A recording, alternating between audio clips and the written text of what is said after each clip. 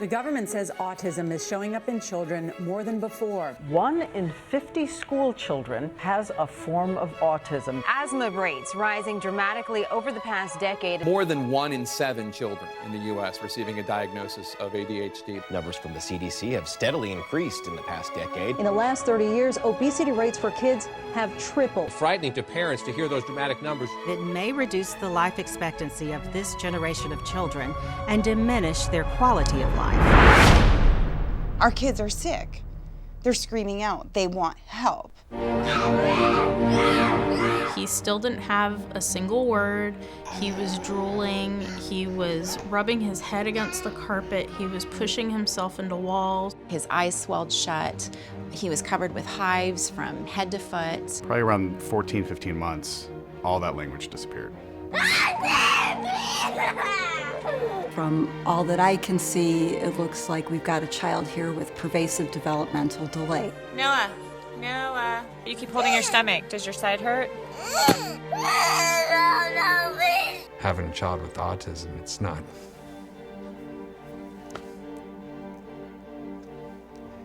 what you envision.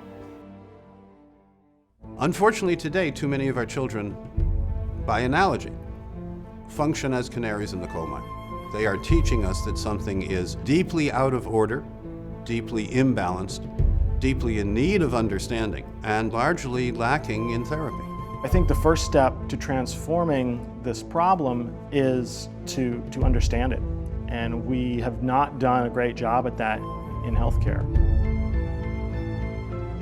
We know that when our bodies are hit with toxins, it interferes with our biochemistry. They are not prepared for handling the 85,000 toxic chemicals on the market. Whatever is lacking of essential nutrients that the body cannot make is going to control that whole system of cellular biology. The brain is a physical organ of the body, and its health depends on the health of the cells. And when we address the body problems, the brain problems start to resolve. What's wrong? Most of the pediatricians I went to see basically told me there was no chance for recovery. Your son was just born with this, and it would be best for you and your husband to just accept your new normal. I knew Ben was going to get better the day I got the diagnosis. He's not going to get better. No, I'm not really hearing that. When you tell a person that there's no hope, that their child will always be this way, that there's nothing you can do about it, that's not science. That's a misuse of statistics.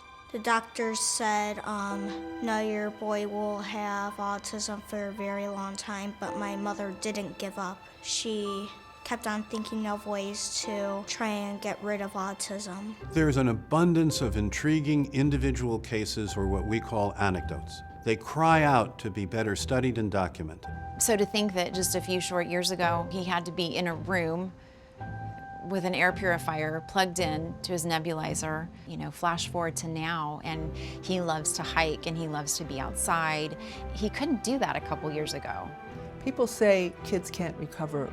Well, they do recover. I've seen it. I've seen kids recover from autism, from ADHD, from Tourette's. I've seen it. I feel like his true personality is coming through again. He has so many friends. He's got more best friends than I can count. When he's doing BMX at the track and I'm sitting there watching him, come on, go, go! I just know that there's no limits to what he can do. If we do the science deeply, we will be able to document in ways that cannot be dismissed what many of us think we've been observing anecdotally, which is the improvements in these children. This is one of the most important public health and scientific issues. We need to figure out how these people get better and reverse engineer it so we can do it for everyone. Research has been largely fragmented across different communities and in different silos. And I agree with our colleagues. There is no sufficiently documented comprehensive study that has thus far been executed. That's part of the fierce urgency for now. We've been trained to believe that these illnesses are genetic and inborn and we need some kind of scientific miracle. That's not what we need right now. We need a fundamental rethinking on the optimization of our health and the minimization of threats to our health. as we blaze this trail, others can learn as we have that it is possible to look at the individual, to remove obstacles to recovery, to evoke healing responses, and to do that in a way that is both very personal and rigorously scientific. We're losing a generation of children. That's what's at stake. If we project the current trends forward just half a century, everyone will be in a hospital bed taking care of the person next to them.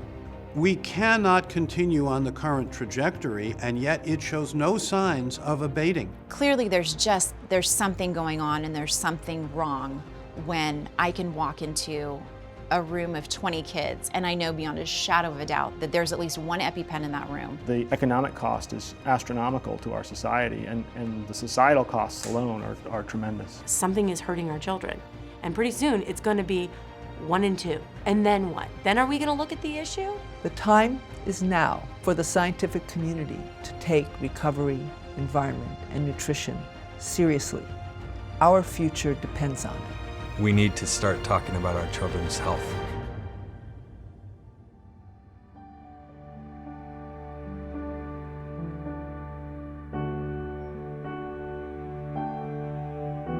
The first day that I dropped him off and I picked him up and I put him in the car and I was like, did you have a great day at school? He's like, oh, I had a great day at school. And I was like, I am so proud of you, Connor. And from the back seat I hear, oh, I'm so proud of you too, Mom.